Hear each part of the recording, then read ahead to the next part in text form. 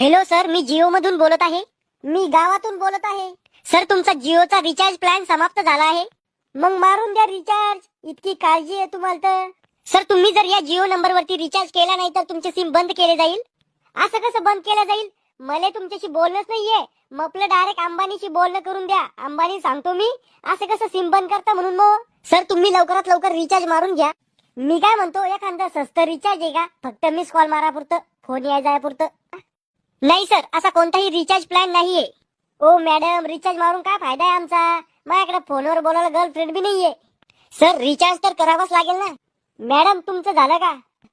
काय? लग्न? नाही. मी तयार आहे तुमच्या संग लग्न करायला.